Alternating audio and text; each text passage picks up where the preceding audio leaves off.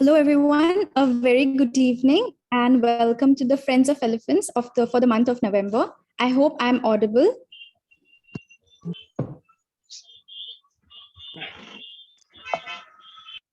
Yes, Aksha, you're audible. Before we start the event, we have two very prominent speakers from wildlife. Yeah. Before we start the event, we have two very prominent wildlifers today for the meeting. And before we start, I would just like to go. I'm sure most of us know what Friends of Elephants is, but I'll just like to give a quick overview of what exactly this is. Friends of Elephants is not an organization, and it is not proposing to become one. It is an informal group of people who come together with varied expertise concerned about elephants and other wildlife. This group is a forum for disseminating knowledge linked to elephants and other wildlife science, conservation and welfare through art, culture, literature, movies, talks, and panel discussions.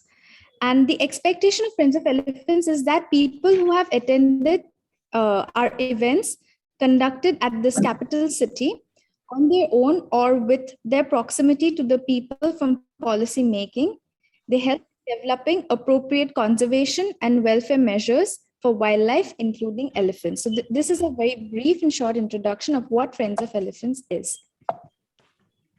So let's go over the schedule. As I already mentioned, we have two very prominent scientists from the field of wildlife. So the first will be a talk on conserving bears and elephants by Dr. Sathya Kumar. Then we move on to a very informal conversation with Mr. Lakshminarayanan in conversation with Dr. Sathya Kumar. And the topic for this is walking to the shared landscapes of bear and Asian elephant. And to conclude, we have a question and answer from the question and answer session.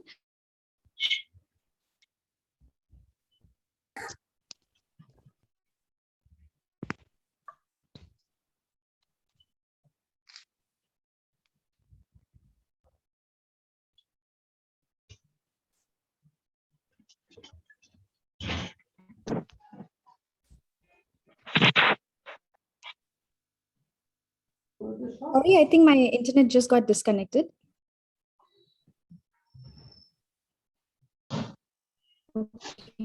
Am I audible now? I hope I'm audible. Your voice is breaking, Aksha, a little bit. It's kind of slow.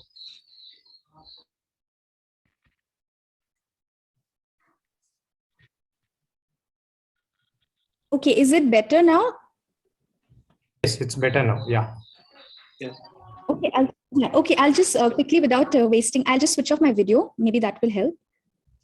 Okay, so we move on to the first talk, Conserving Bears and Elephants by Dr. Sathya Kumar. A brief introduction of the speaker. Dr. Sathya Kumar is a senior scientist. Sorry, one second. I'm so sorry. Yeah, Dr. Sathya Kumar is a senior scientist at the Wildlife Institute of India, Dehradun. He has a master's and PhD degree in wildlife science and has been working for wildlife conservation and management since 1989. His research interests include animal habitat interactions, human-wildlife interface issues, particularly on mountain wildlife, and he is a member of the IUCN SSC Bear and Caprine specialist groups. So without further ado, I request Dr. Sathya Kumar to kindly take over. Thank you. Aksha, can you please confirm that you can hear me? Yes, I can hear you, sir.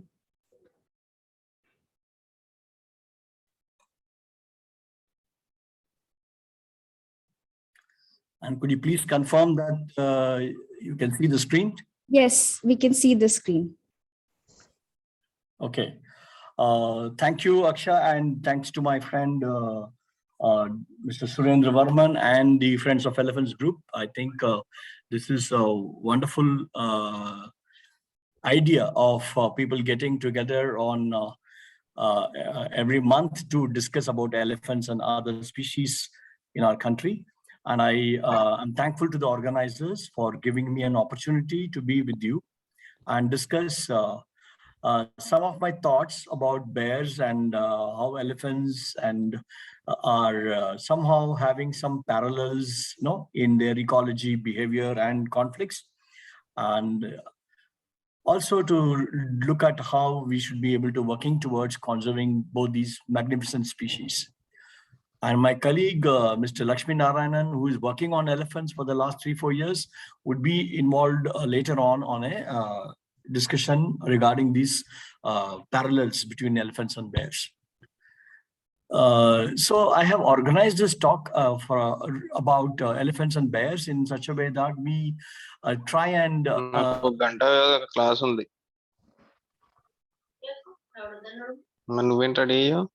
I request all of you to please keep your mic on mute. Yes, Dr. Sathyakumar, please continue. So the idea here is to bring the ecology and matters on bears and their behavior and all into knowledge now, because I think most of the people who are listening to these talks, I think they must be very well aware about elephants. My own experience with elephants is very limited, excepting for certain investigations on human-elephant conflicts in North Bengal. But today I'm going to give you a overall picture about how we can relate these two mega species in our country and look at how they are doing. If you look at the bears, we have 8 species in the world, and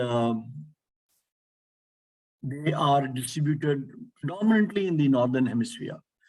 For example, the polar bear shown in light blue shades, then the brown bear, much of Europe, northern Russia, and Alaska and USA, again in the northern hemisphere. Also some bit of central mountains and Himalaya, the brown bear. Then we have the Asiatic black bear, right from Pakistan, Afghanistan to Japan, that's shown in green. And then this olive green color only within India and Sri Lanka, that's a sloth bear. And in South America, we have the Andean bear. And then we have the sun bear, which is found only in Northeast India and Southeast Asia. And also, giant panda is only found only in some parts of China. When you look at elephant global distribution, all of us know that we have one species, the African elephants confined to the continent of Africa, and the Asian elephant confined to South Asia and Southeast Asia. So Africa in the past had a few bears, but I don't think historically they would have, or range would have overlapped with elephants. But in India, yes, the picture is very different, wherein we have 4 species of bears in India, and 3 of the species range overlaps with the Asian elephant. Now, if you compare bears and elephants, of course, bears are large-bodied, with stocky legs, and they have long snout, small rounded ears, very shaggy, and plantigrade. They have non-retractable claws and very short tails, and their footprints on the ground resemble usually like human footprints, as you see here in the picture. The Asian elephant distribution in India, as you may all be aware of, is along the southern side of the Himalaya, through Nepal and in Northeast India, some parts. Then we have distribution in Western Ghats, and then the areas connecting Western and Eastern, that's the Nilgiri areas, and of course Eastern and regions that we have. Of course, there are now small populations of elephants even coming into some parts of Central India. But the Asian elephant distribution continues through Myanmar and Southeast Asia, as you see in this map. Now, keeping this in mind, let us consider the distribution of other species. The sloth bear, entirely within the Indian subcontinent, parts of Nepal, little bit in Bangladesh, and most of India, central and south, and in Sri Lanka. It's endemic to the Indian subcontinent. So wherever you get elephants in Western Ghats, and also in Sri Lanka and in some parts of Eastern India and the foothills in the north, you will get sloth bear range overlapping with the Asian elephant range.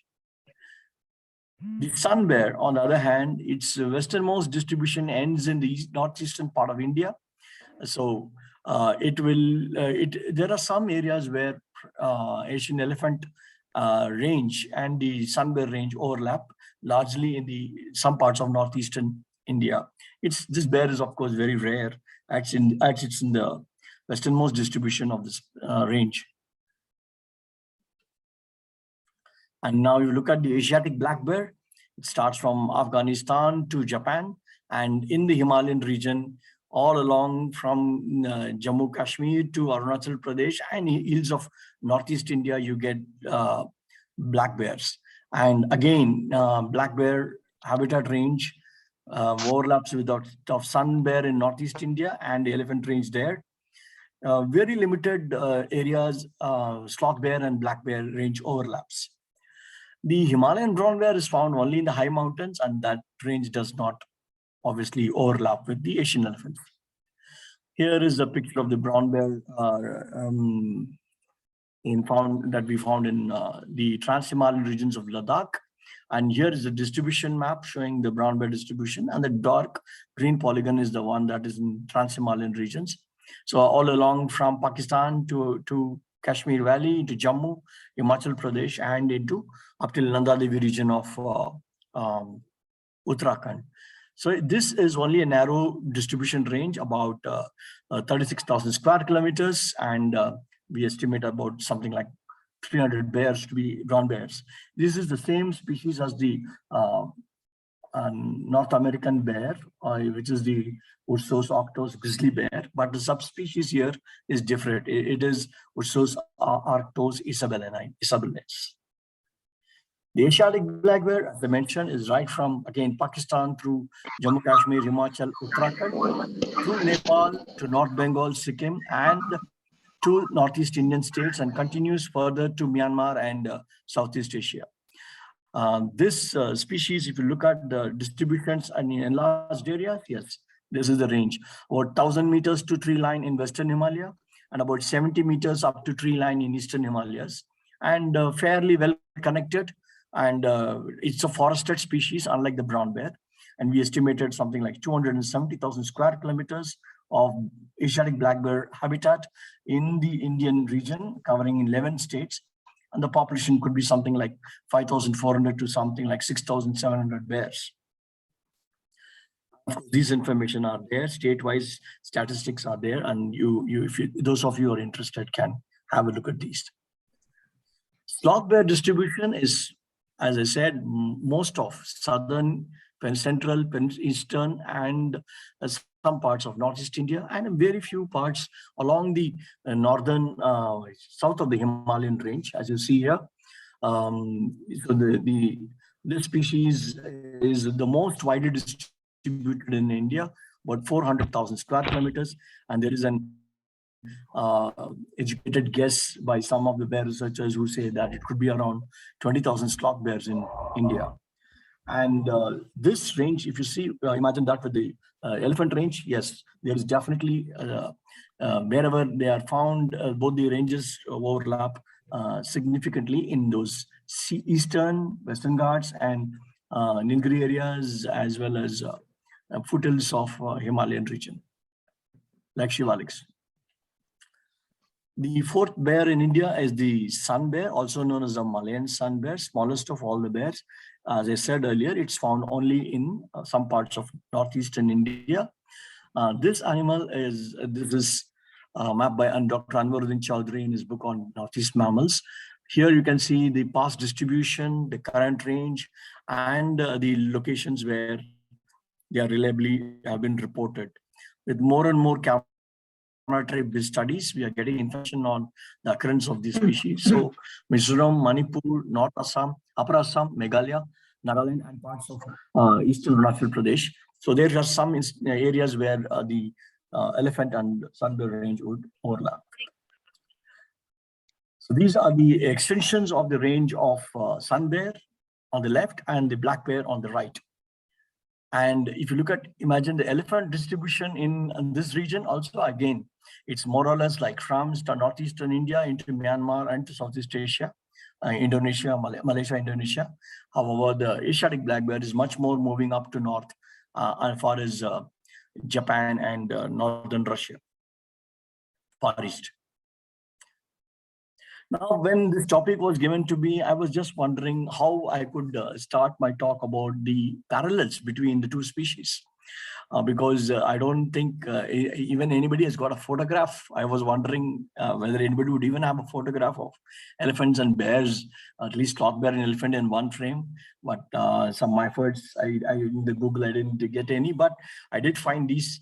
For example, elephant and bear are more often referred to in the economical and political context. As you see on the picture, right, it's a book by Michael Emerson, who's idea about the Russian bear and in the European mind, an elephant being the symbol for European Union and Russian bear.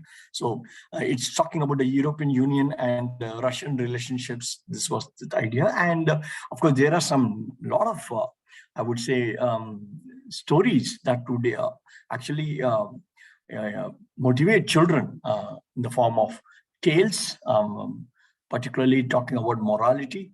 And this is one called The Push, wherein there is a story about how an elephant and bear interacted and how bear was told to behave himself because by body size, of course, elephant is large and needs to be respected. So this kind of things are there. But if you look at the two species, all of us know that Asian elephant is revered as a god. We use it, it's a national heritage animal. It enjoys much more of the love from people. It's involved in our cultural ethos. It has been used in our in the history in the form of domestication, used in warfare, has been used in various purposes like in temples or even doing a lot of work in the forestry operations in the past, and now also being used by the forest department to get some of these work in the forestry to be done, including management of conflicts or research. So that way, elephants are enjoying the best, and they are recognized globally for their values, and it is very well recognized. What is the case of bears? Bears are not far behind. Bears enjoy a very high value in the socio-cultural lives of people. For example, in our own Hindu mythology, Jampavan is a very prominent character that comes in the Ramayana. And if you look at the culture in Europe and North America, there are many cases where bears are revered. Bears are also in the tales, folklore. Bears are there in a lot of books for children. And we have the Great Bear Constellation, and there are many cultural activities in which bears are involved. And world over, of course, the soft toy teddy bear is one of the most cuddly imagination of a wild carnivore that is found literally in every home where children like to play with that. That's the kind of reverence and recognition bears get. Many people revere bears for their power to go into sleep under the earth and wake up after 3-4 months. This is something really amazing that people think that that's why bears are really feared as well as revered in most parts of the world. All of us also know that elephants are the engineers of the forest. They are very important role in maintaining our forests. They push trees, they feed, they disperse seeds, and they do facilitate grazing. So by facilitation, they enable other ungulates also to survive in the area. So as a flagship or an umbrella species, it has actually, conservation of elephant has led to conservation of several other animals in the area.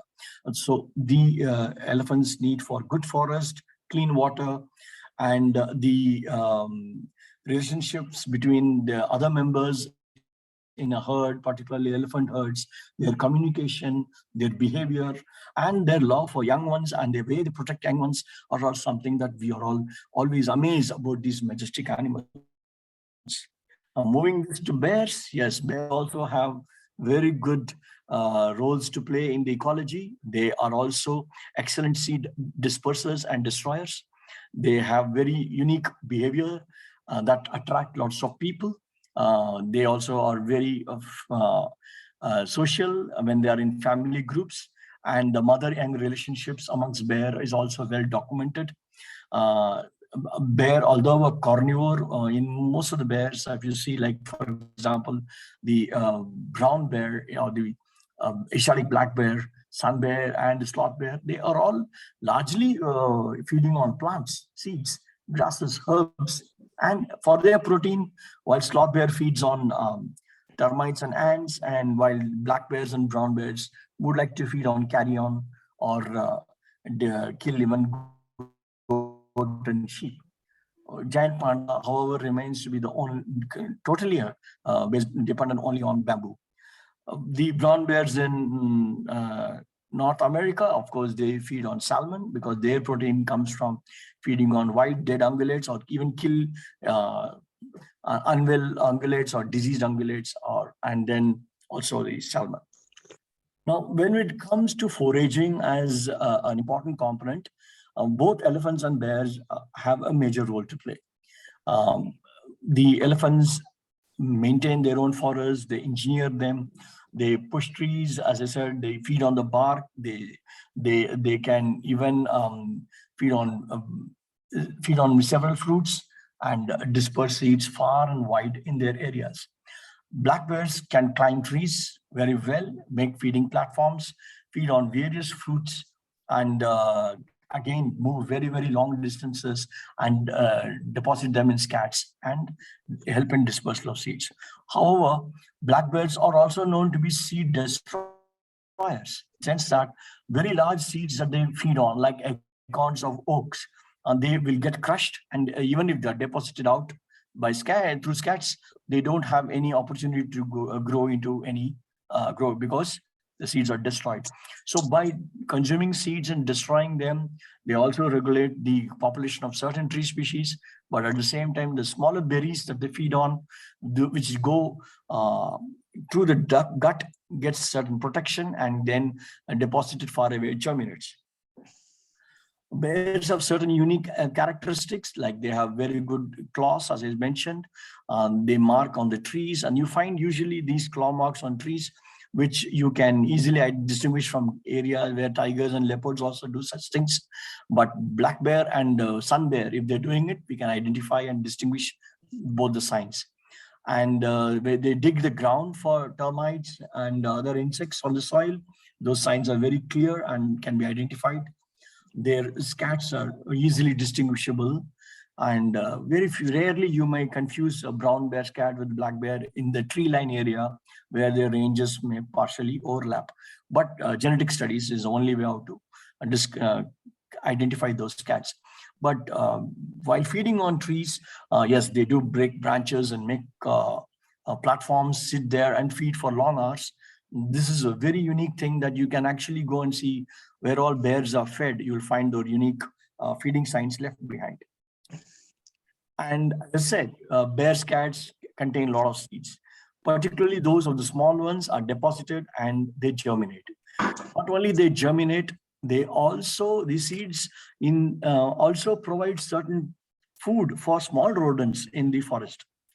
So bear scats in the forest will deposit far away, will disperse those seeds, and some of those seeds are also available for small rodents which get food from these seeds from the scats, as you see in the picture in the bottom right.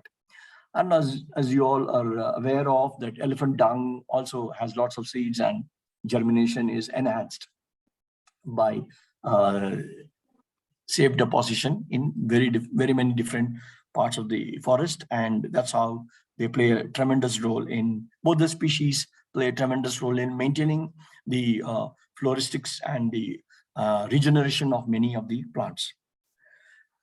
Well, I talked about black bears being seed destroyers and seed dispersers. And during 30 years ago, when I was doing my PhD, I had a colleague from the FRA who was working on seeds. He's currently director of KFRA, Dr. Shyam Vishwanath. Both of us were that time doing our PhDs, and it was his idea that we could do an experiment on one of the species called the Simplacos theifolia, a small shrub in the Himalayan temperate forest. And we found scats with those seeds. And we did an experiment on looking at how what happens to the seeds that are in the wild, what happens to the seeds that are in the scat but could be germinated in the laboratory, germinated in the nursery, or germinated in the wild. And our experiments on germination clearly indicated that the seeds, the berries, which are only 2 to 3 mm long, and in Simplex theifolia, a small evergreen understory tree, when they're consumed by bears, they germinate faster than the ones that were left there in the wild or in the nurseries, or depulped manually and left in the forest.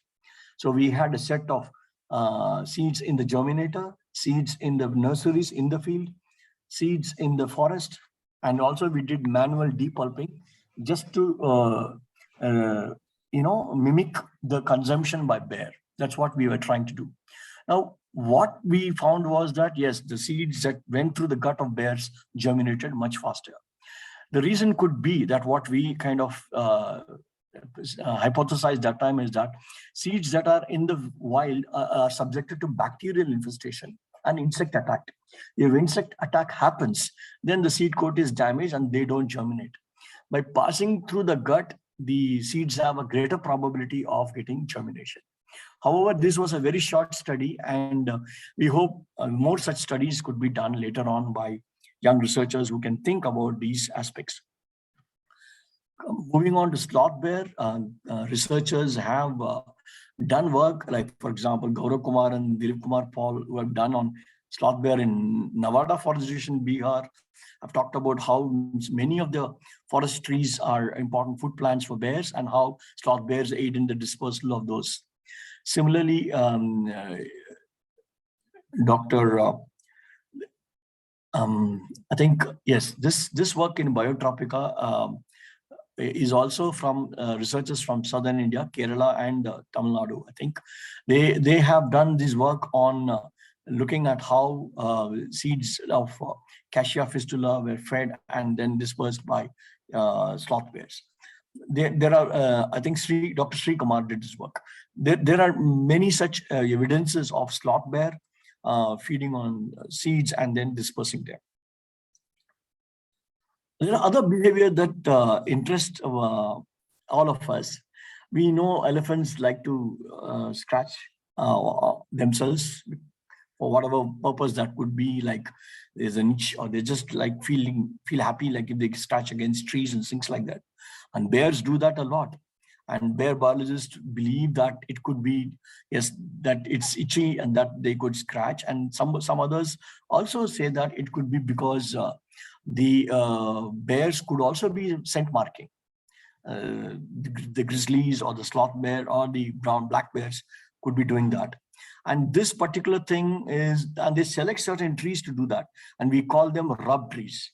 And some of those trees, we even put a barbed wire line on this. If we recognize that these are the trees that they're using it, you can collect hair samples, which we can use for genetic analysis and identify individuals.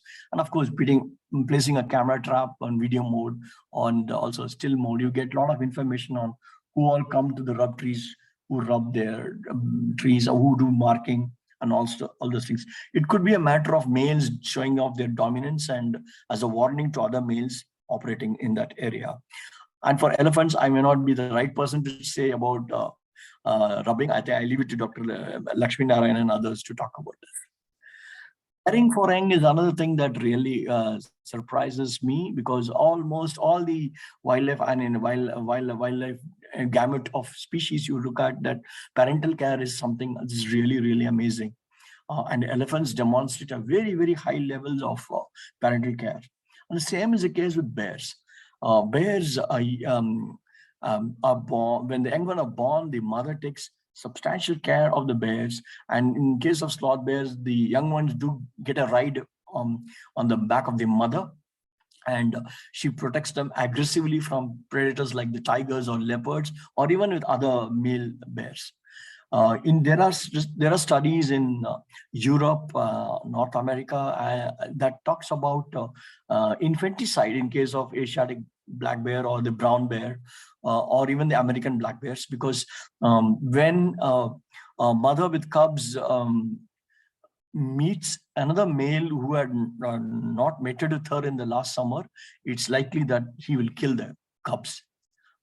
That's why in case of the bears, the brown bear and the females try to mate with all the males in the area, and they have the option of delayed implantation, so they can have an offspring with, say, like 3 cubs but sired by different males. So this ensures the survival of the cubs in the next year.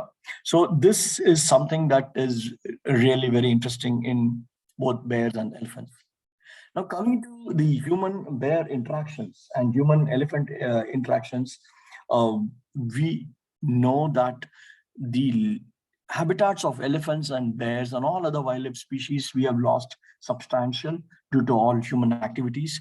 Many of the habitats have got fragmented due to various anthropogenic pressures, and we have also altered the existing natural habitats and modified most of their habitats either into agricultural lands or plantations like tea, coffee, or agricultural lands, or even orchards, for example.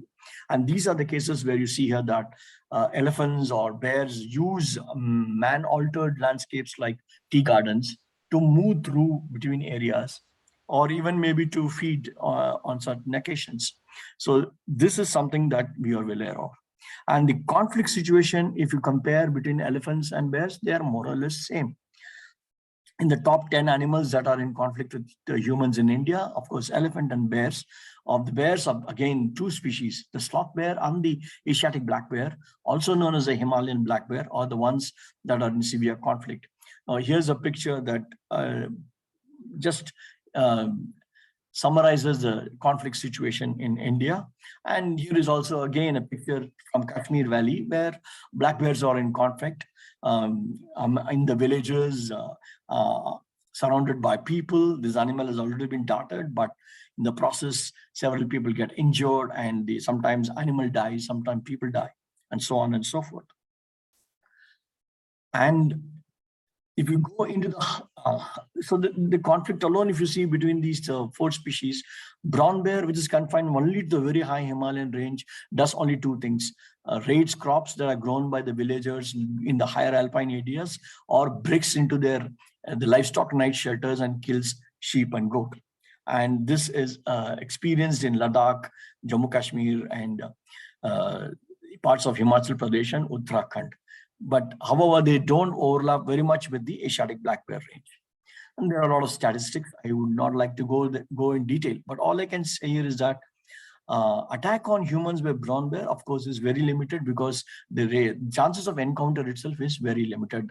And unlike the situation in Canada and North America and USA, where people are really very worried about encountering a grizzly bear in those areas. But they are all largely trekkers who get attacked. In our cases, it is mostly people who are working in the farms or going in their alpine pastures with the grazing area. And we found that much of the reasons are livestock grazing is unsupervised. At least 6 to 7% of livestock depredations in 2001-3 were because of brown bears in Ladakh, in Zanskar and Suru valleys. The same study was repeated by my student. That time it had increased by 17%. And in fact, in that range, we realized that what was recorded in 2001-3, the conflicts were more localized, but later on, after 10 years or so, conflicts have started increasing and moving to much areas. And a consolidator or the pooled conflict hotspots that you see in the bottom figure is what is in the Zanskar and Suru area. Zanskar is a lower part of the map, and the upper part is Suru area, which ends in Kargil here. This is the kind of situation. Nevertheless, the brown bear conflict is still not that high when compared to brown bears. In Himachal Pradesh, yes, brown bears are in very good numbers, and they come and raid agriculture and horticulture crops, particularly in summer months. The black bear is, again, both raids agriculture and horticulture crops, and also kill occasionally livestock and attacks humans, because For them, the landscape they see is that, of course, their habitats are changed. The surrounding landscapes are having so many good food varieties that are grown by people, whether it's corn or apple or cherry, that really attracts bears. There can be some other reasons, like naturally in the forest, if the production has gone down, or due to climate change or other reasons, bears may come out and start raiding food. But the most important reason is the garbage also is one thing that attracts bears into major towns and villages in the Himalayan region. And these are the statistics like you get in either in Great Himalayan National Park or in Kukti, in Pir Panjal, or in Sikkim. Sikkim is a very well forested state, but in one year, 2009, just in 2-3 months, over 300 cases were recorded, including 12 attacks on people, and it was scattered all over the 50 localities in Sikkim.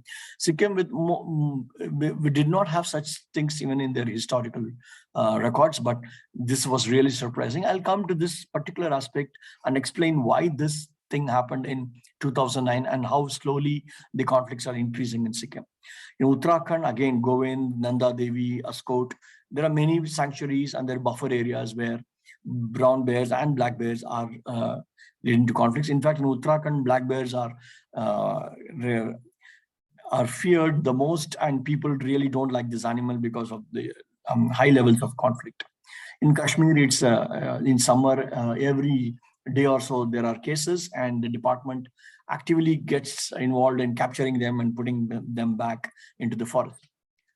You go to central India, eastern and southern India, the peninsula, the central India, the landscapes are like this, and therein there are a lot of forest produce, many tribal people living in those forests, and they collect resources from the forest because their livelihood is dependent on this.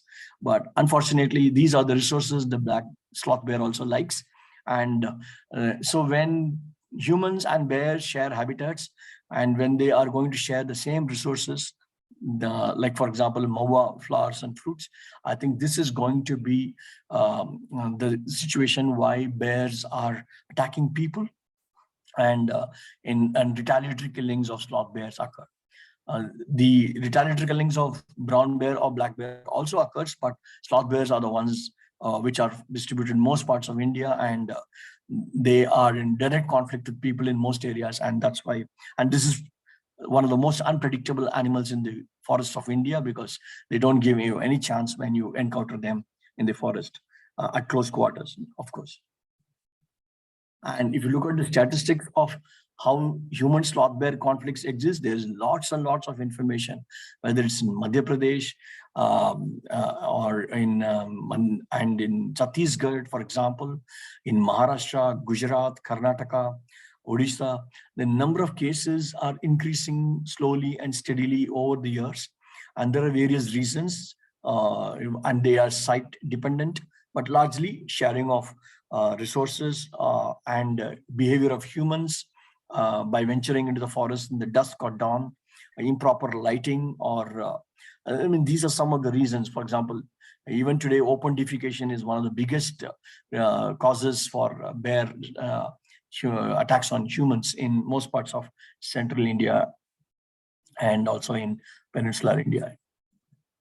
So sum it up, just to say that yes, our human activities in bear habitats are increasing. The activities of people in the agricultural land or in the forest edge in the dawns and dusk, poor sanitation. So the statistics of our country may say that there are no villages without toilets in India today. Building toilets is one thing under the Swachh Bharat Abhiyan, but whether it's being used or not is the most important thing. So statistics like saying light, like the village has got a light is one thing, but whether lights are being placed at all the corners, even the edges of villages where people are living. So those kind of things, just we should not go by statistics, but actually look at whether the light or the toilets are probably being used or not. And other reasons like degradation, habitat loss and fragmentation, and changing the habitat around bear habitats is another reason. Sun bear is not a bear species that's in conflict with people because it's very rare in Northeast India. and they are fine, and they're small bears, and they feed on fruits, and but they're hunted though. But these animals don't have any conflict with people. If you look at the distribution of bears, this map of pictorial representation of the bear species in India, and the conflicts actually span India, excepting for the sun bear if you drop, but the 3 species definitely are in conflicts with people. And one thing that I forgot to mention is that yes, bears have excellent memory like elephants, and they have excellent sense of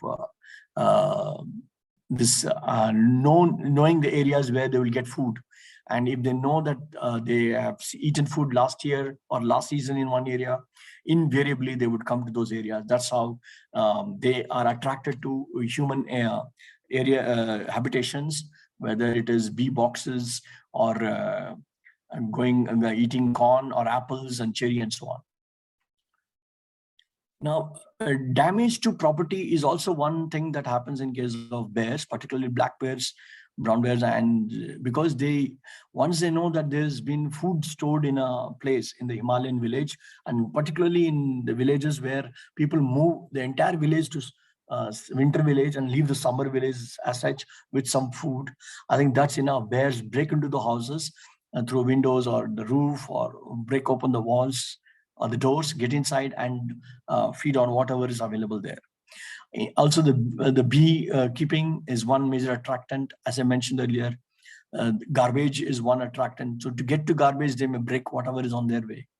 And so this is largely our own way of managing food waste and the garbage. And how are we going to manage it is going to tell us. There are some pictures I've seen of elephants also feeding from garbage, which is very, very sad. But such things, I think our solid waste management and garbage management needs to be thought about. I'll give you one case study from Kashmir, where we looked at bear ecology and conflicts. A landscape like this with good forest, but then apple orchards and cherry orchards just outside the forest, and agricultural lands far away in the background you see, and a big city of Srinagar, like in this case, is something that if a bear is going to look at this landscape, it's food everywhere. Whether it's wild grown or human cultivated, bear will track only that all around the year. So that's why people say that bears really love people in Kashmir, because there's so much of food grown by people. And when you analyze the attacks, it's largely crepuscular time, as I mentioned earlier, mostly attacks in crop fields and largely in summer when people are working, and when the crops in the field also have either fruits or other products that animals can come and feed on, bears particularly.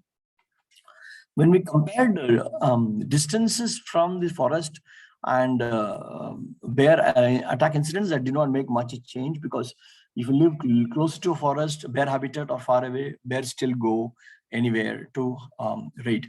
But what this particular graph is telling us is that in one division, the central division, bears were coming into villages and orchards and started raiding in June. Whereas in South Division, they were coming only in August. So we were surprised, but distances aren't also that far. When we looked at it, it was only that people were only growing apples in the past, so bears used to come only in August. But the farmers in the central division thought that they can grow cherry, which will give more economic returns. So, and cherry is ready by June. By shifting from apple to cherry, they actually invited bears into their orchards. That's why conflicts started appearing as soon as early as June in this area.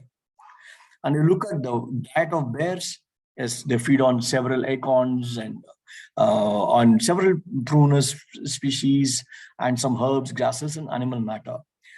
But if you look at the top 15 or so of food in case of bears in Kashmir, is that at least 3 of them are human grown: the apples, cherry, and maize.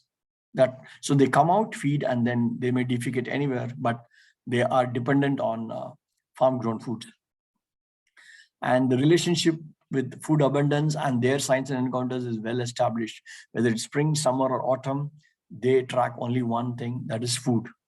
all the time. And that's why people think bears are not very smart, but actually I would say bears are all very, very smart in the sense that they have strong memory to track food resources. And that's why their behavior to wait until dark and get into the farmlands is also their way of trying to avoid humans, but use those areas for their benefit.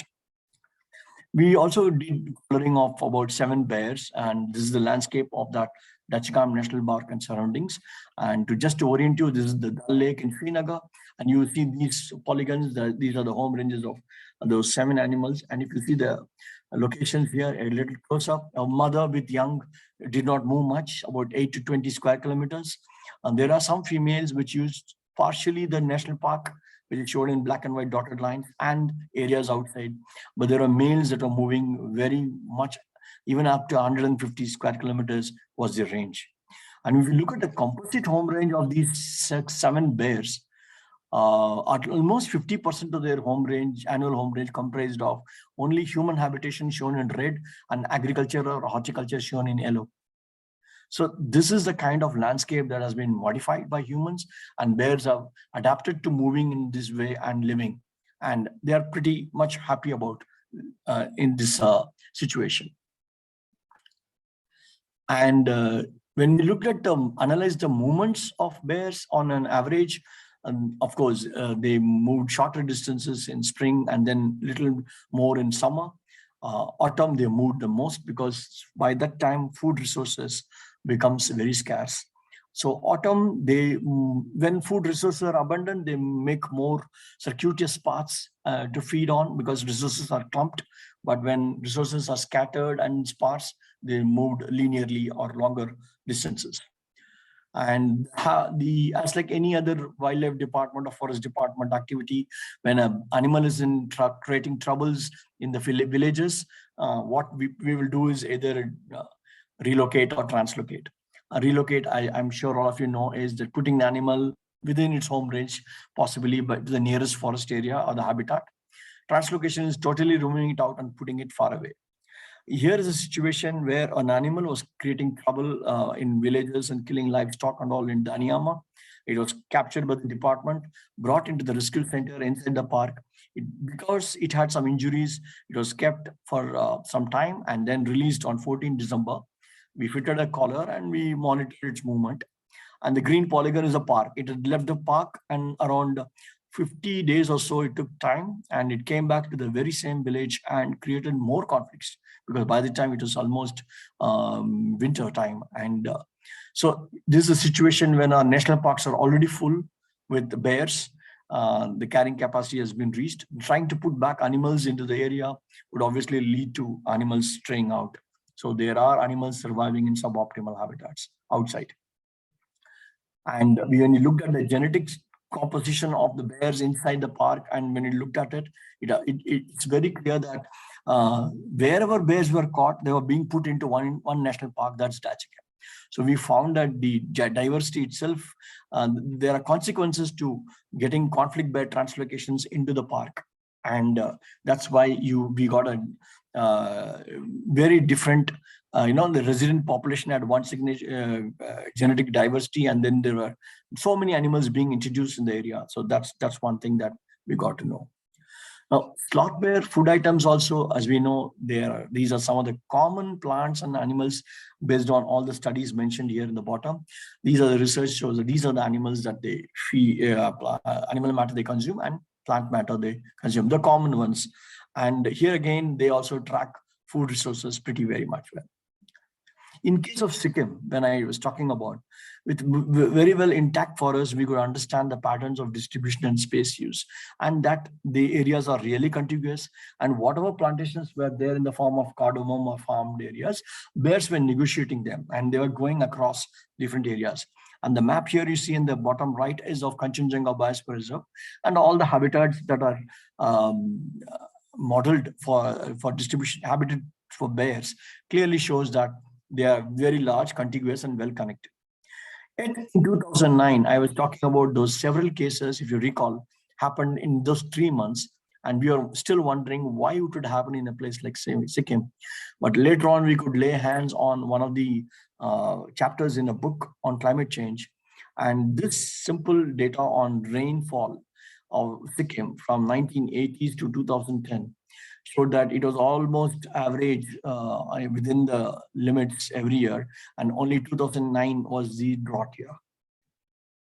And the same year, because of this drought, which we believe that because of this drought, first time in the last 40 years or so, that the mass production inside the forest did not happen. And that's why bears had to come out. And those 40 cases of attacks on humans and 370 locations when they had gone for crop raiding and attacking livestock. All this happened, as you see in this map, all West District, South, East, as well as Northern District, all these conflicts occurred. So this is the time we realized that climate change can play a major role on deciding what would happen in case of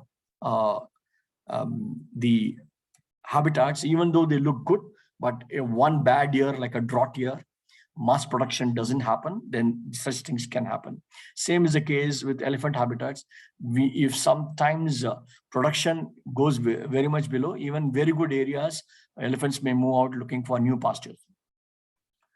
The other interesting thing that we found was the dens and the denning behavior of black bears in Kashmir. And because we could tell you, put collars, we could actually locate dens and see. But the most interesting thing that we got was that the average hibernation period has come down significantly, about 63 days only in a place like Kashmir, which is latitudinally higher, receives substantial precipitation in the form of snow and so cold and resources not available, and bears, the average hibernation is coming down.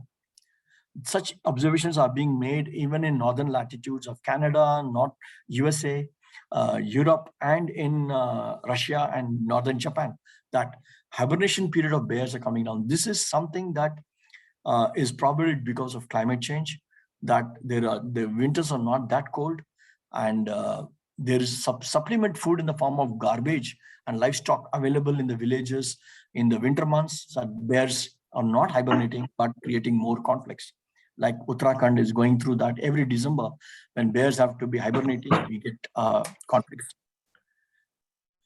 So while we think bear habitat is going to be degraded and we are going to lose habitats because of human use, the climate change projections that we did also say that it's a much bigger threat for brown bears, wherein our using the IPCC scenarios of the most optimistic and most pessimistic scenarios indicate that we will lose at least 70% of the brown bear habitat within India if by 2050 or 70, depending on what kind of situation would be there, whether you're going to look at the optimistic scenario or the pessimistic scenario. However, while habitats will be lost in the lower elevations, bears will gain also certain habitats in higher elevations. Similarly, there is one paper I read through on elephants moving to hill areas in the northern part of India, which could also be probably linked to a trend of animals trying to move to higher areas, which could be due to climate change, but we need to have more data to say that for sure. Now, climate change impacts is well demonstrated in a species like polar bear.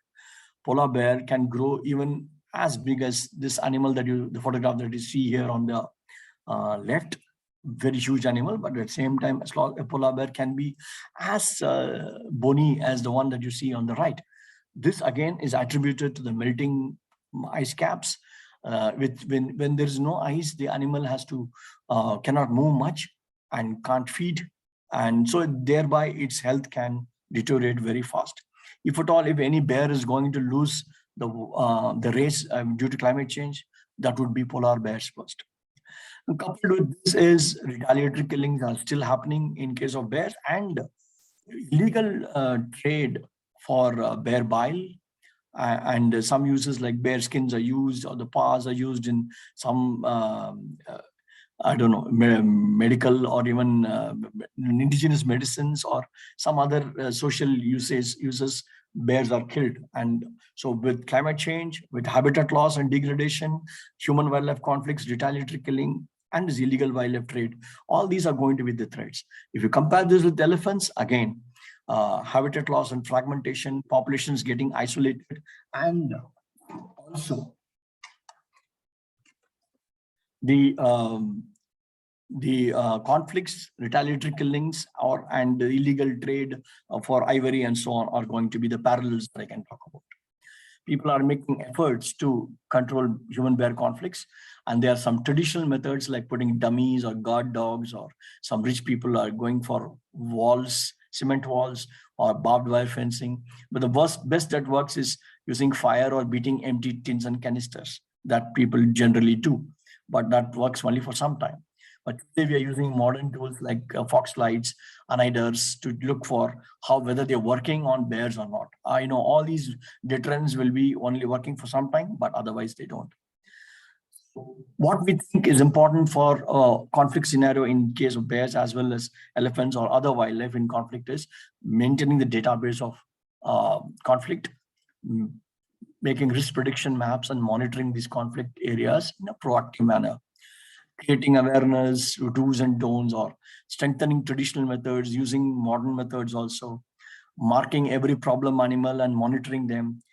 Simple things like changing a wooden door and putting a metal door can reduce livestock depredations by both bears and leopards.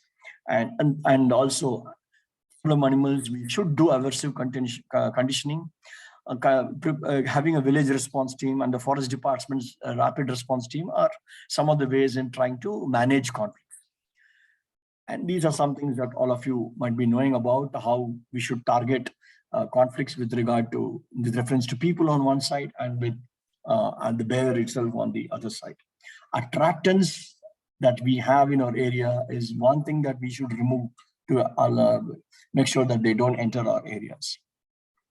Finally, I would like to just tell this that we need the three pillars, that is research, community participation, and management, to go hand in hand, which are the several things are listed here, like assessment, research. While research can provide all the biology and ecology of conflicts and the behavior of animals, we should simultaneously go with strengthening our community-based organizations, piloting modern tools, awareness creations, and the department will continue to do its work with the support of people, local community scientists. With this, I would like to stop my presentation here, and thank you all for your kind attention. Over to Aksha, please. Thank you so much, Dr. Sathyakumar. It was really interesting to see the parallels between the two species, and also to see the trends in climate and the movement and the behavior of the bears. Moving on, we'll move on to the next part of the event. Next, we have a conversation with Mr. Lakshminarayanan with Dr. Sathyakumar again. And the topic for this is walking through the shared landscapes of bear and Asian elephant. As Dr. Sathyakumar already mentioned, that India has an overlap of landscape between both these species. And before we start the conversation, I'd like to give a brief introduction about Mr. N. Lakshminarayanan. He's a wildlife biologist currently working as a project scientist in the Elephant Cell, Wildlife Institute of India, Dehradun. He has studied elephants in South India, in the Terai in Uttarakhand, and in Central India during the last 1 decade. So with this experience, I request both the speakers to kindly take over for the conversation. Thank you, Aksha, and thank you, sir, for that wonderful presentation. Actually, it summarized what bears are actually in not only in India but also outside of it. And there are a lot of parallels, and we were actually discussing before the actual meet there are several parallels. We always talk about elephants and tigers are being complementary to each other. Whatever good that is done for tigers are actually benefiting elephants in the country. We all know highest elephant densities are actually in tiger habitats, but we often forget that there are also other species that actually get benefited from the efforts that are channeled towards tiger and elephant conservation. Sir, you know very well that creating tiger reserves did not do wonders only for tigers, but maybe the major beneficiary in South is elephants, and a major beneficiary throughout the country would be bears. So I just would like your views on that, sir. Yes, Lakshmi, that you pointed out, most of the project tiger reserve areas, if you see, covers substantial sloth bear areas and limited black bear areas in our country. So I think both black bears and most importantly sloth bears benefited substantially, be it Panna or Khana or even Mudumalai, or if you look at even Bengal, for example, or Chhattisgarh, and even Rajaji in Shivaliks or Corbett, you get, because of that, bear habitats have been protected, and both the species actually benefited. The black bear in the Himalayan foothills and Northeast India, as well as sloth bear. Exactly, sir. So it's very, very interesting that efforts channelized towards prioritizing conservation of really a truly flagship species like tiger or elephant is actually benefiting a whole lot of other animals in the ecosystem. And this is a classic example where bear is a direct beneficiary of both these charismatic species. And there are also many other parallels. I just want to recall a funny incident, sir. So Yes. They were trying to actually build these latrines under Swachh Bharat. So Yes. that time, so for actually protecting people from elephants, because they were all trying to go outside of their village, open defecation. So what happened? They have built a few latrines, and the first occupant of one of the latrine was actually a sloth bear. So these were actually built just in the fringe of the village. And as you know very well, sir, bears have this uncanny habit of actually entering into areas that are dark. And maybe that's one reason why they came. But of course, it was not a failure only because of that. There were also other things.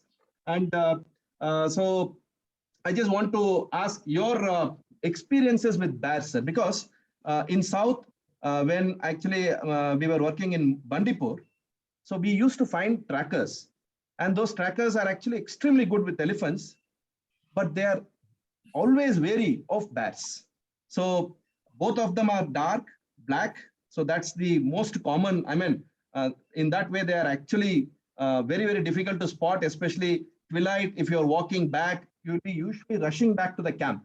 Sometimes you get a little late in the field, you want to rush back, and you really don't want to meet either of them, because before you actually can cut their outline and figure out there is a bear or there is an elephant, you invariably approach very close.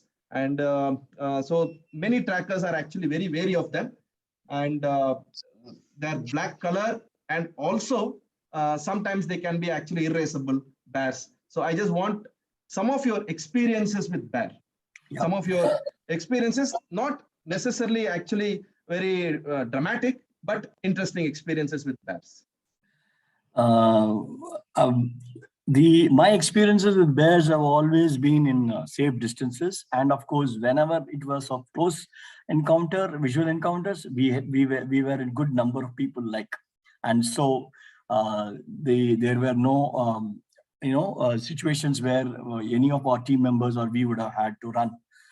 So I think if people are very careful in bear habitats, that's not going alone is the worst thing that one can do. So even a minimum of 3 people carrying sticks and being alert. See, the problem with sloth bear is that it's shaggy. It has got a poor eyesight. So, and if it has rained and the floor is wet or the vegetation is dense, and as you said, if it is dark, you are going to surprise an animal at very, very close quarters. And if the sloth bear happens to be a mother with cubs, then we had it. So I think looking at the circumstances, we should be very, very careful about avoiding such parts of the day, and not going in areas where I think the floor is wet. If it's a rainy day and no animal can hear an approaching human, for example, I think those are situations that we should avoid. And in case of the Himalayan region also, I think people, when they go alone only, they get attacked, and that too in summer when it's constantly raining and you don't get to hear the litter crushing under the feet of anybody, or you don't see a bear until you go very close because of dense vegetation. And that's when attacks happen. But in case of sloth bear attacks or black bear attacks, you see is that people don't die. Only thing that they remain as permanent testimony of a bear attack. Today, some doctors in Kashmir and in Uttarakhand or all, they're doing very, what should I say, cheap plastic surgery, so that those people can become socially, they get a self, what should I say, they become all right, and they kind of at least manage to live in a society with a scarred face. Unlike other cases, because in elephant attacks, I think you may be knowing better, attacks, most of them, sometimes injuries, but most of the time it ends in death. So I think here we're talking about an animal which is, sloth bear is really unpredictable. At least black bear and brown bear, because of the landscape and the behavior, they give you some time. But in case of sloth bear, it gets really intolerant when it sees a person very close by.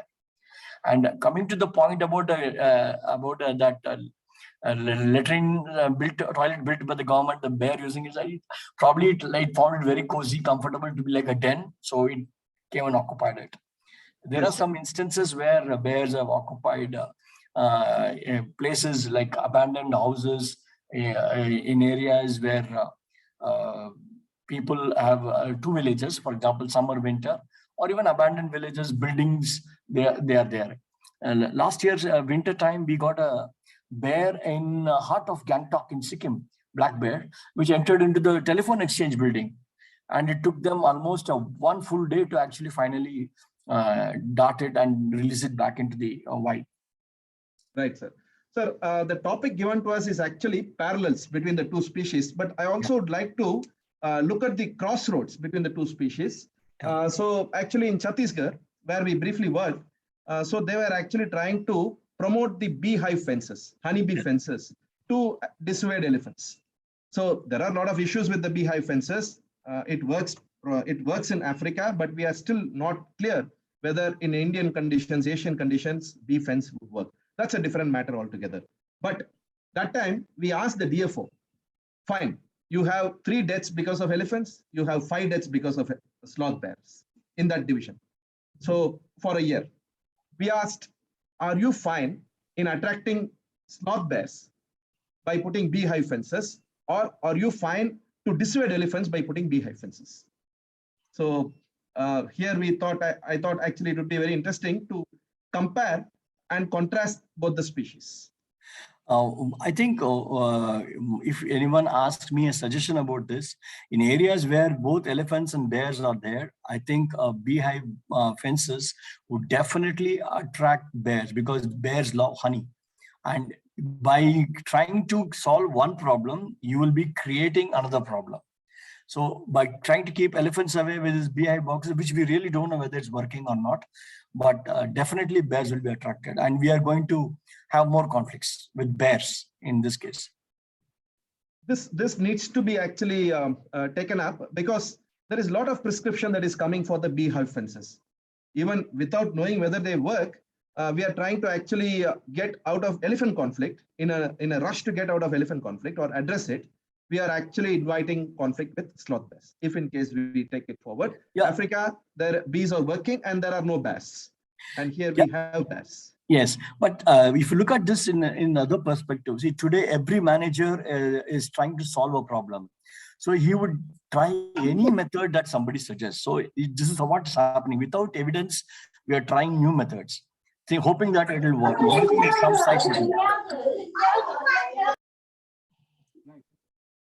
Sir, and one more interesting thing, just I want to flag, sir. I want to share actually.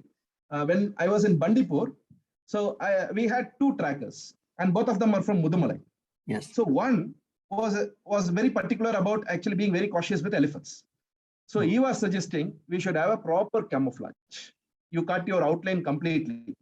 The other person, the other tracker from the same settlement, was very particular about sloth bear, because his grandfather was attacked by a sloth bear. He said we should make ourselves very, very conspicuous, so that the bear will see us from a distance and we are safe. So now I was caught between the 2 extremes. So one is suggesting cut your outline completely with your camouflage. The other is telling have a bright colored dress so that we are safe from the sloth bear. So this is the crossroad just I wanted to share. Yes, you're true. It's true because bears, they say that bears, it's better that we show that we are there in the forest, either by our colorful clothing or by people talking and going in the forest. That a bear will know that people are approaching and it will simply avoid humans.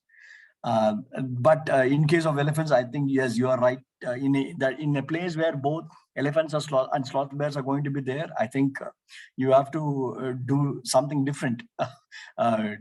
In sloth bear high densities, I think, yes, you need to be more noisy and wear clothes that bears can see and hear your voices from a distance. That will be safe. Right, sir. And so you have already shown that there is very high overlap in the distribution between sloth bears and elephants in peninsular India, and also some level of overlap between black bears and elephants in the Himalayan region, especially along the foothills, Shivalik, and maybe even in the East Duars area, North Bengal Duars area. And I think if climate change is going to happen, if people are going to harass elephants in the foothills, they will start moving up slowly, and then eventually they'll actually share the range with black bears also. With brown bears, black bears, and black bears, not black brown bears. Yes, yeah. Brown bears, no way. Right. Sir, one more thing I just wanted to flag, sir. So both the species are highly abused from wildlife trafficking point of view, actually. Both of them have highly priced body parts. So bears are often, you have shown in your slide also, bear bile is always in demand. So I have actually come across a case personally in Nilgiris where a bear den in the sense it was a small crevice where the bear was there, and the crevice was burnt, and they were after the bear bile. I remember this. So this happened during 2008. It was a tragic sight. And elephants also have very highly priced body parts like ivory, tusk. And there is a lot of trade that is happening in Myanmar, that China border, and also along the northeast for both the. So there are disturbing images that come where invariably you see, but because both the species are numerically more than, say, a tiger. So tiger, you don't see them very, although the demand is very high, you don't see tiger parts more frequently. But invariably, whenever there is a seizure, you can see that bear and elephants, the parts are in display more frequently than other species of concern. There's a slight different thing here, Lakshmi, because yes, in case of elephant and tiger overlap, I think protection measures, patrolling, and all these things are good to some extent. So sloth bears may get benefited, but in case of Asiatic black bear, the one in the mountains, where elephants don't use the area or not, tigers are not present, I think protection levels are not that high as compared to what's happening in central and southern India, where tigers are there. Right. So bear bile, and with the boundaries with our neighboring countries, you can easily walk with a gallbladder easily into Nepal or go into Bangladesh or into Myanmar. So right, that kind of thing can happen. Another thing is that retaliatory killings when even department does not come to know, those animal parts are taken away very quickly. And that also, I think, definitely will be supplying to the illegal wildlife trade.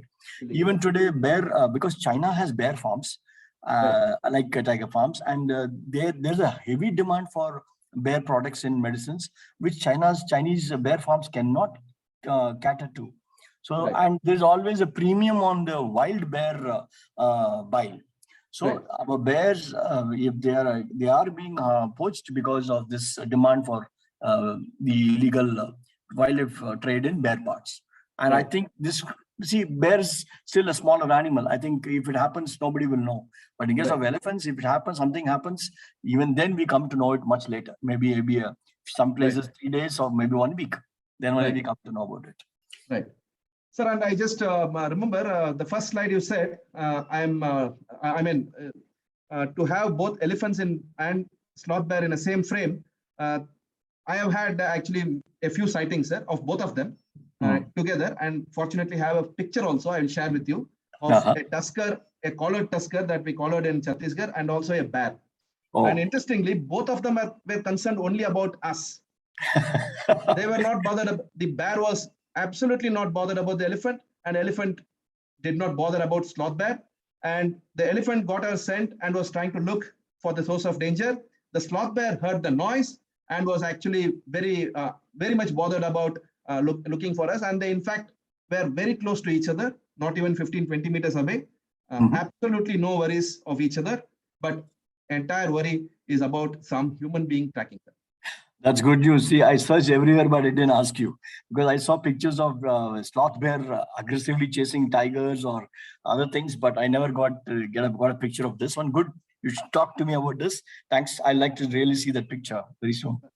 Sir, and one more incident I just want to share with you. This was in actually Mudumalai along Bandipur boundary. There is a plant, Cordia mixa, you know very well. Yes. So it was actually overladen with fruits.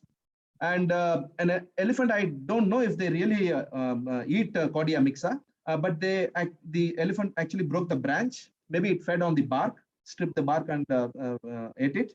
But a sloth bear actually was feeding on that. Okay. Sloth bear was feeding on that. And there are a lot of fruits, maybe they eat in common. So the Ziziphus marusiana, even elephants come and eat them like a vacuum cleaner, actually sucking fruits. Maybe mangoes, even maybe Syzygian fruits, jamun. Yes. Maybe because I have not seen an elephant eating jamun, but probably they do eat. But definitely mango and Ziziphus. Maybe, all those berries and fruits. I think both of them in the ranges will definitely have sloth bear and the elephants. Yes, sloth bear and elephants. And both of them are actually very, very friendly when actually kept as pet. I think because Kenneth Anderson, who has written many books, so Kenneth Anderson and Jim Corbett are considered as contemporaries, although people sometimes say that Kenneth Anderson's stories are more dramatic, may not be fact, but I still like reading them because there is a lot of natural history in them. Whether he observed himself or he has listened to his trackers or others, that is immaterial. But natural history information is amazing in those books, and especially people from South, especially people from Bangalore, where I believe this program is being hosted.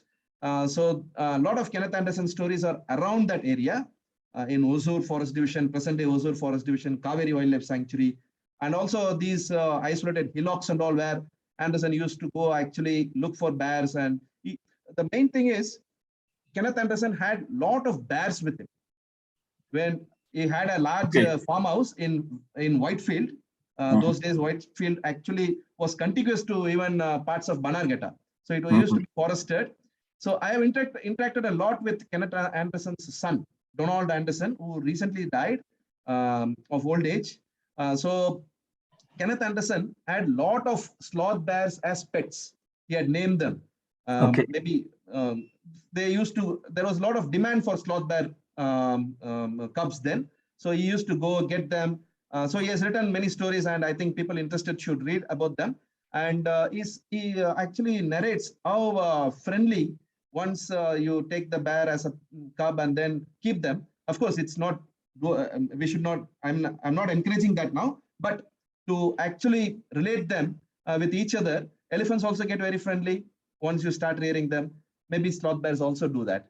And that's what Kenneth Anderson has written. I just want to tell that Anderson has written some really good stories, naturalistic stories on. So Lakshmi, I tell you, I also grew up in the early days reading those books by Kenneth Anderson, getting highly inspired and all. But later on, I was told that, yes, they are all very good, I would say, fiction kind of thing, because it was all like not based on real stories, like unlike Jim Corbett. Unlike Corbett, this is that something. But of course, these are behavior information and all. I think, yes, to read, it's really captivating to read those books and things like that. Right. But one thing I forgot to mention in my talk was that the sloth bear meadow, I don't know whether they can really be very any animal, if you grow, if you keep it as a pet, it can be made to be friendly with humans.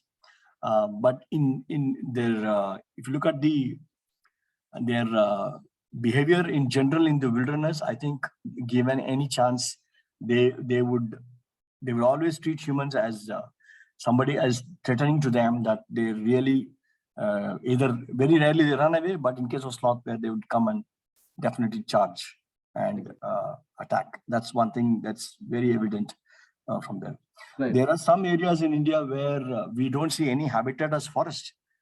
For some parts of Telangana and all, and even hillocks in Jharkhand and all, barren hillocks, but providing excellent dens for bears. All surrounding agricultural lands are used by them during nights, and every day they go and stay there. So this one thing that differences when you compare between elephants and bears is that there are some areas where bears actually don't need a forested habitat. They're surviving in barren hillocks, but feeding on agricultural lands in the surroundings. Right. So, and I think we are already running short of time, sir. I just want to quickly also talk about housebreaking, which I think is a problem. You have elaborated about human-bear conflict across their range, involving all the 3 species of conflict-prone species, bears. So this phenomenon of housebreaking by brown bear is something that is actually,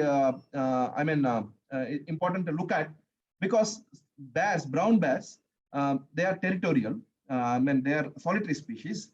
There is not much of cultural transmission between the species, between the individuals. Whereas elephants, when they start breaking houses, when an individual starts breaking, it can quickly spread into a population. So if you compare the species, yes, learning behavior would be different in this case. The magnitude of problem, the spatial magnitude, extent of problem would be much higher in case of elephants, because they learn from each other. Yeah, I agree with you. That's correct. So that's something that I wanted to just highlight, sir.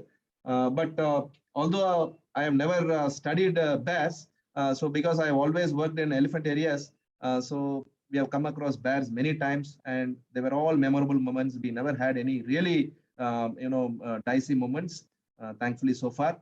And bears are really, really enjoyable to actually watch. And once I went to photograph a bear, which was actually having fruits in Kakanala along Mudumalai Bandipur border. So when we approached, unfortunately, there was a bull elephant also close by. So we had to run back. And so we really enjoyed days of actually watching sloth bears, sir. Yeah. See, for example, Daroji Sanctuary in Karnataka is a very good place to go and see sloth bears, because their supplementary feed is being given. And my experiences, my work itself in elephant country and sloth bear country has been very minimal, because I spend most of the time in other habitats only. So I think, yes, it depends on, if you are in elephant country in central and southern India, I think you should be careful with 2 species, one is the elephant and the sloth bear. But if you are up in the mountains in the north, I don't think you need to be worried about both of them. Right, sir. Nice talking to you, Lakshmi. I think yes, sir. If there is no more point, I think we should pass it on to the host. I think Shwet. Yeah. Thank you so much, both the speakers. It was really nice. Mr. Lakshminarayanan, thank you for sharing your stories. Very interesting. Next, we have, to conclude this event, we have a question and answer session. I request Ankul to kindly take over. Thank you, Aksha. Let me turn on my video.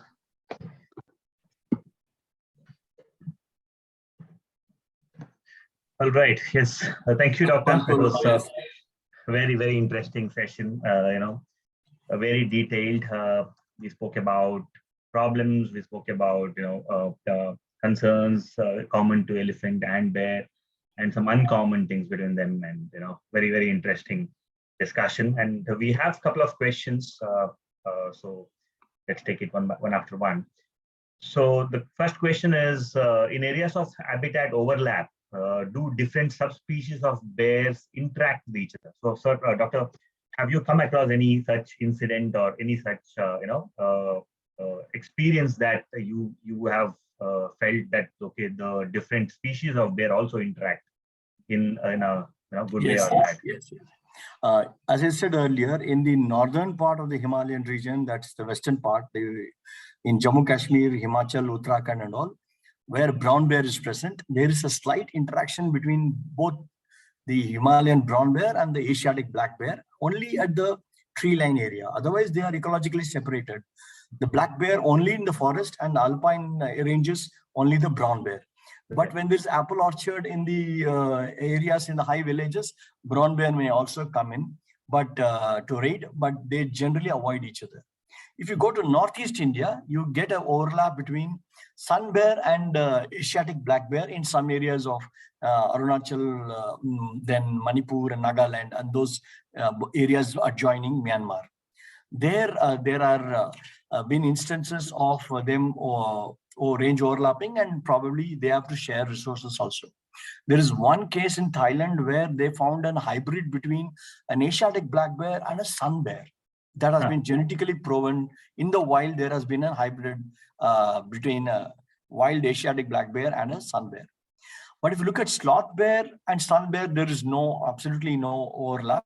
But between sloth bear and Asiatic black bear, there is some only in the North Bengal hills a little bit, or in the northern part, Shivaliks, and along the region in the northern belt, in the foothills, there are some places, for example, Corbett, Rajaji, those areas you will get both sloth bear and sun bear. Again, they avoid each other, and they may rarely share resources in the same area. One camera trap in Chilla range of Rajaji, with a gap of 2 minutes, we got tiger, black bear, and sloth bear going on the same path.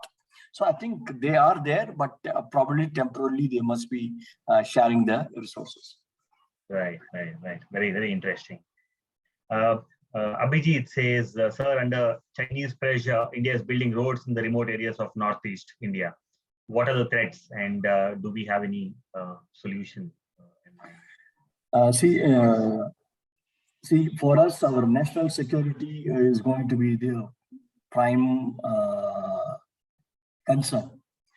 And when our territorial integrity is going to be challenged, and if we have to monitor our borders, I think either be the Indian Tibet border police or the army or the border personnel, they have to be there. And they are already there. But the only situation now is that if our neighbors are going to be very interested in some areas within our areas, and they're going to build a lot of infrastructure there, and our people, our soldiers are going to be left without such facilities, including very quick access. I think that's why. So I think Government of India has decided to build roads that can be feeder to those posts and things like that, forward areas, for meeting any eventuality when our machinery and men can be moved at fast pace. So that's one thing. But road building for hydropower projects and other purposes like connecting villages or something like that, or for tourism, is another issue altogether. So while I put the security concerns at a higher level and that separately, but road building for other developmental activities, for connectivity or for hydropower projects and industries, or even for tourism, is really alarming in case of particularly North Sikkim and Arunachal and Northeast India, and even Himalayan region. And many of the central regions of India where tiger reserves are also getting bisected by roads. But today we have elevated roads to enable animals moving under the highways. And now these highways are elevated with both sound and light barriers, so that animals can move safely underneath. And so we have to do these things wherever required. Right. But again, for a villager staying in a remote area, and he expects that it should be, he should be connected with the main town, nearest town or something like that, this has to happen. But anywhere in the world, roads have been responsible for depletion of biodiversity. Whether it's extraction, or it is for their local use, or for commercial, or for illegal wildlife trade, or even it's poaching and so on, roads give you access. But also the roads are also can be used efficiently by our wildlife managers and the forest guards to go on patrol also. So that's it's both ways. It cuts both ways. Right. So there should be a right balance, between yes. Perfect. So you also spoke about human bear conflict and also human-elephant conflict, and some mitigation measures we discussed about beehive, and that probably helping the elephant to stay at bay, but it's an issue with bears. So any common mitigation measure, considering elephant and bear share a lot of habitat across India. So anything that has been there, that has been put already in place, or maybe that could work. See, some measures may work for both. For example, a very well maintained several strands of power fence based on solar power and well maintained one, that may work. But beehives will work on, we don't even know whether beehives work for elephants or not. Okay. Right. And I think we need to have methods specifically targeting the animal species, and it should be according to the sites where we are actually working. What works in, say, Bannerghatta may not work even in Mudubalai. Right. So this kind of situation we should be very careful about, and think of a set of options, use that depending upon the site, and keep rotating the methods also, because animals can learn. So you should keep always the element of surprise and keep changing so that they get to learn about this. But one thing that's happening now is bear pepper sprays are now commercially available within India for us.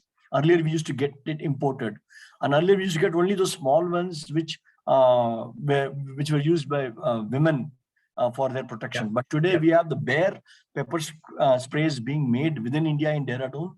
I think we should now start using it, teaching everybody how to use it. First, the forest department staff should get trained and use it in case of seeing bears in the wild. And slowly we can educate, and when people become responsible, we can provide this to the local communities also. Because the only fear is that if somebody uses it wrongly or misuses it, then it becomes a problem. Right. And when it comes to mitigation, I think, like you already said, the 3 pillars is most important, research, management, and community presence. Right. Yeah. Rightly said, sir. That's all we have for today. And I think I saw one more question in the chat. I think you missed it out. It's about hibernation. What should be done? Okay, maybe yes, maybe. Yeah. Oh yes, maybe. Maybe because I got disconnected. I'm sorry about that. Yes, please. Yeah. So I can read out the question. I think it's from Ethmos to Mia. So it says about, sir, as you said, the hibernation period of bears is declining. Can you elaborate about what effects could this have in the lives of bears, especially with respect to reproduction? If I'm correct, I have heard females giving birth to, correct. The bears, as I said, breed in summer, but they have delayed implantation of the fetus, fertilized eggs. So when they go in for hibernation, they are there to live on body fat, switch off all their mechanisms to minimum metabolism, close their alimentary system. Heart is very low rate maintained, but the young ones are born when the mothers are hibernating. Okay, so I think the reduction in climate change will have some effect if the mothers are not able to get a proper den and have not eaten well in summer to have enough fat, or not even getting a proper den. Then there could be some consequences, but we really don't. We need to investigate these in detail. But this applies only to brown bear and black bear. Sun bear and spot bears don't hibernate. Well, they don't need to. Correct. Excuse me, I just I don't know how relevant this question is to this webinar, but can I ask a few questions, please, if you permit me? Sure, yes, please. Yeah, the thing is, the railroad deaths, how to avoid them? That's number one. Number two is the temple elephants and domesticated elephants, if they are returned to wild, will they survive and will they get into any group? Third is, we have seen this thing, the baits, ways to ward off the peacocks in our fields. What we do is soak knee ball. It's an insecticide. It has got a very, very pungent smell in 3 liters of water, and then soak it in a coir thread and then string it around the perimeter of the field. And another thing is you have the dried fish also. You can powder it, soak it in water, and then soak it in that coir thread, and then string it around the field. Both of these things are able to check to a large extent the ingress of the peacock into the field. I just needed this thing. If it's relevant, you can answer me. Thank you. Dr. Satyakumar, you want to take 3 of them? Yeah, Or the first question I can like to take, yes, animal wildlife deaths on elephant tracks is very high in India, and particularly elephants. There are measures being taken by the ministry, the Wildlife Institute, and the Forest Departments concerned. We are now looking at certain advanced early warning system technologies, optic fibers along the railway lines that can give us early warning systems, so that the driver, the station master, and the engine driver can even thinking of going and slowing down the engine automatically. So these kind of things, R&D is going on right now.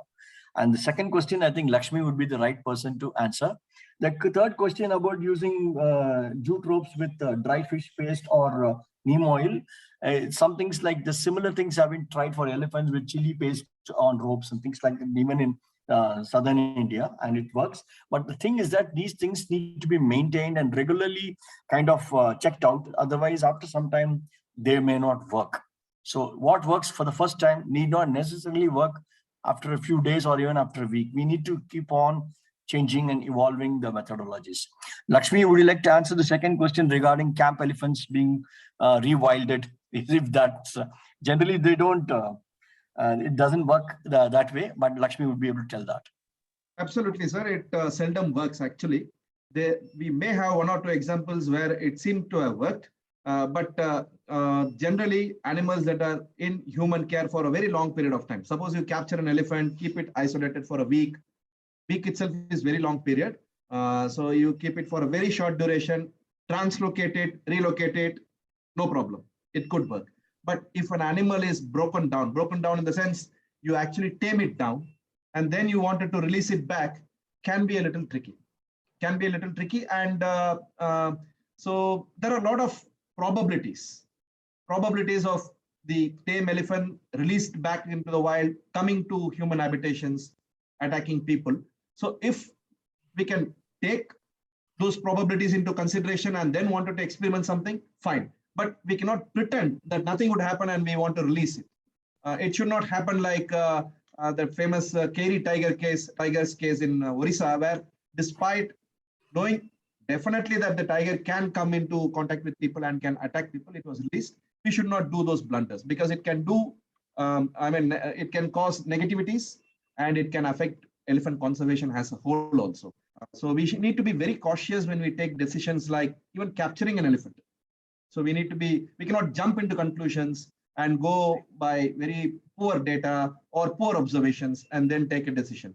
Instead, we take careful decisions, and once the decision is taken to keep the elephant in captivity, the decision we need to stand by the decision. thank you, Dr. and Lakshminarayanan. Hope this answers all 3 questions. And we have one more question coming in from Vasu. Vasu asks, sir, if there are any other methods other than trapping or killing to overcome these conflicts with bears? See, one method is called, when you have a problem where you have to actually capture it live and put it back in the nearest wilderness, which is called relocation. But when we do that, we do aversive conditioning, like using firecrackers to scare the animal, beating drums. Some trained dogs are used in Europe to chase those bears. Sometimes they use even rubber bullets in North America to hit them, but it doesn't hurt the animal. Hurts means it will give a pain, but doesn't hurt it like a real bullet. And because it got a thick fat, it teaches a lesson to the bear that next time you're caught by the people, you'll go through the same kind of treatment. So this kind of aversive conditioning is done so that they don't come back to human habitations again. That's the only thing.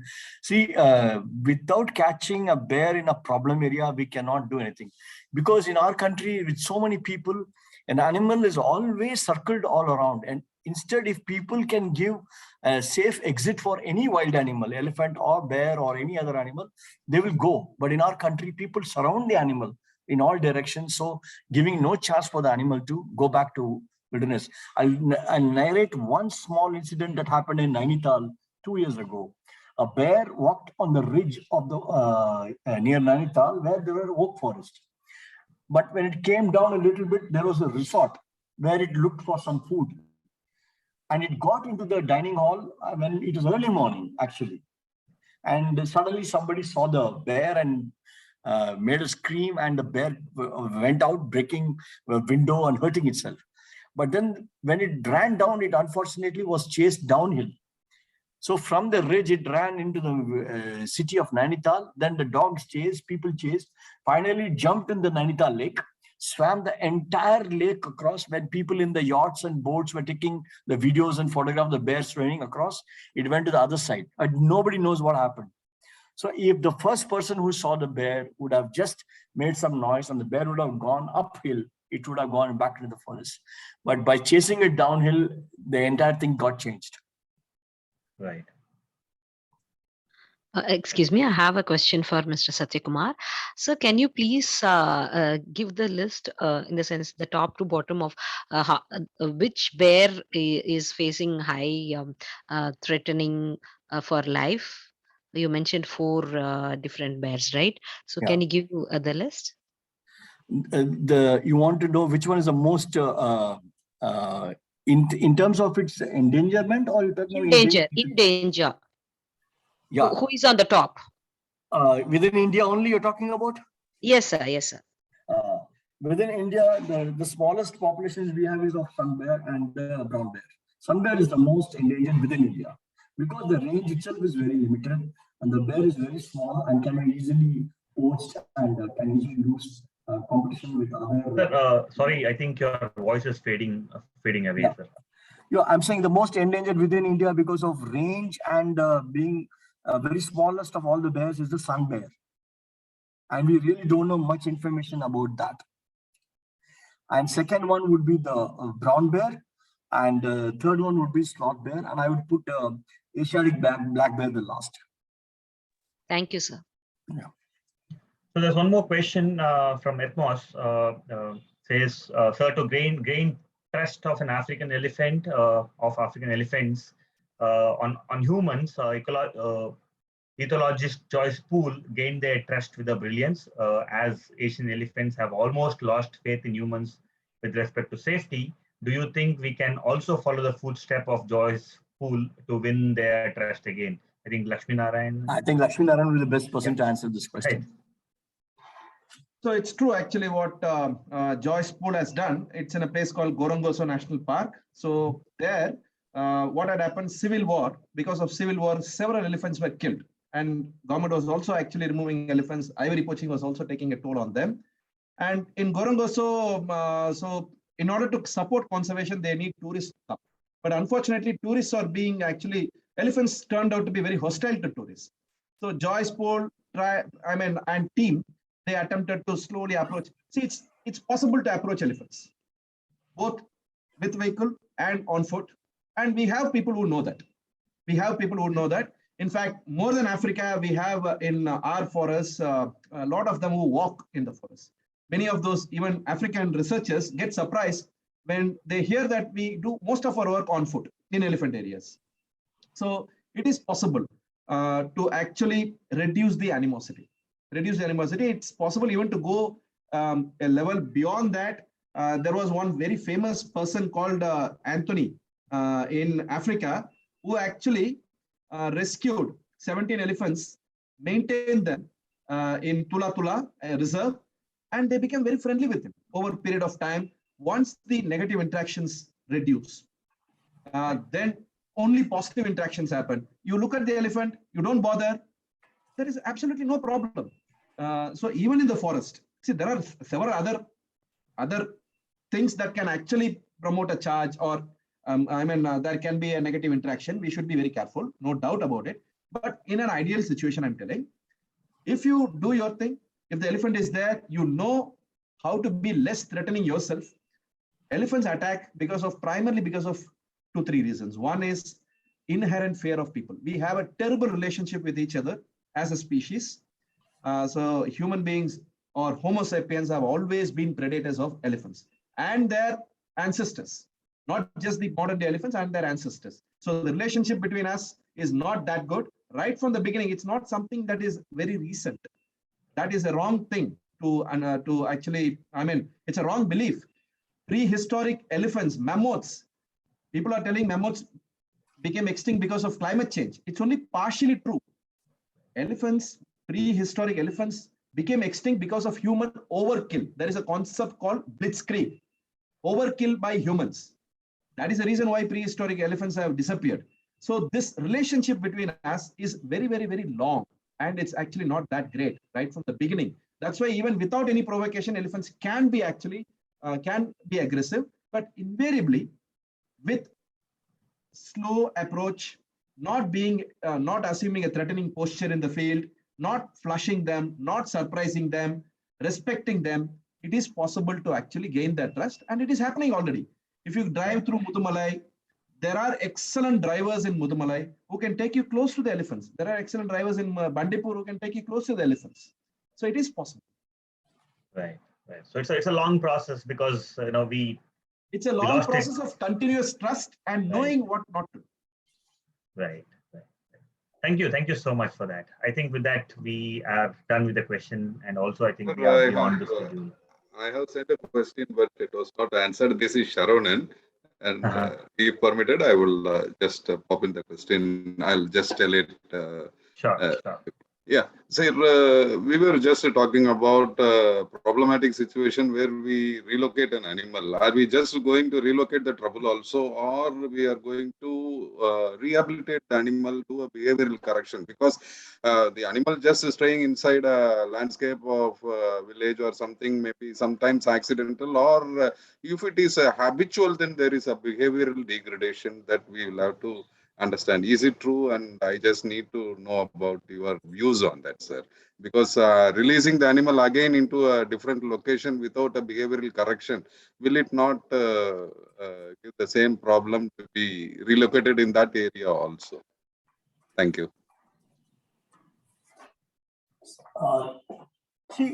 When I say relocation, I am talking about putting the animal within its home range, presumed that it's its home range, because we don't know. But that is the nearest habitat that where it was caught from. We catch it near a village, and the nearest habitat of that animal would be the place where its home range should be. That's why we put it back there. But if it is an animal which is subadult or getting strayed out because it had to fight with other males and doesn't have its own territory there and is being displaced, then it comes into suboptimal habitats. But as I mentioned earlier, our areas are full with animals. In that case, every time you put another animal into the area, either they will fight and one of them will die, or the other one gets pushed out, or this guy itself will be pushed out so that he has to find a place to live in the periphery or in the suboptimal habitats. But that way they will somehow adjust. But if you put an animal and put it in a totally new area, which is called translocation, that is taking it from its home area, home range, and putting it far away. In that case, what happens? Those areas also have those animals, individuals. So what will happen is that there is something called the animal will start, homing instinct will be there. It will start coming back to its area, and in the process, it will lead to more conflicts. That's what I was trying to tell. Better to do relocation than translocation. Relocation means putting it in its nearest habitat, that is hoping it's within its range. Translocation is taking it and putting it far away in a good forest, but that forest also will have the population of those individuals and the species. So it has to find its own area, fight, compete, and live there. Oust another one, or it will get out. But generally they are comfortable with their own areas, so they come back. Many cases of collared animals, while tracking, we found that they go back to the home, their own home areas. That's why they create more problem. Sir, I also just want to add. Thank you. I also just want to add. See, we often focus on problem animals. Sometimes such problem animals may not be even there. There may be problem areas. So in that case, there is no need to modify the behavior at all. So animal is in a wrong place for whatever reasons. You capture them, put them in the right place. Sometimes it works. So it's not that we always need to correct the behavior or anything. So animal may be in a wrong place. There could be problem landscapes. There could be problem areas and maybe not problem animals sometimes. Thank you, sir. And actually, the main thing what I was trying to mention was there are some animals which have become habitual in coming into the human landscape to go get into the garbage or the available food, or they develop an interest coming there, whatever kind of resource that is available inside also. In that case, it becomes a problem when they come in associated with the people there. So. I thought whether they should be corrected for just depending upon the resources alone and not to come into human habitat to look onto the garbage or something. No, it was just a thought process I was just thinking about. I just wanted to have your view. Thank you for your response. Thank you, Saravanan sir, and nice connecting with you after a long time. Thank you, sir. Thank you, sir. It was a pleasure being here. Right. Thank you so much for everyone for the questions. Sorry for the ones I missed. I had internet problem, disconnected, and I could not see the questions anymore. Anyways, I hope our speakers were able to answer all the questions, all the concerns, or all the my doubts we had in the mind. So with this, I hand it over back to Aksha for conclusion of the event. Thank you so much, Ankul, for moderating the session. I thank Dr. Satyakumar and Mr. Lakshminarayanan once again for giving us their time. And I also thank the audience for, presenting such good questions. It was very insightful, and we'd love to have you back again with more such interesting topics and, reading, learning about different parallels between two different species and how, things around us are affecting them. Thank you so much. And I hope the entire event will be will be there in YouTube shortly, and Naveen will send us the link soon. I also thank Naveen for handling this session behind the scenes. Thank you so much once again, and have a good weekend. Goodbye. Thank you, Aksha. Thank you, everybody.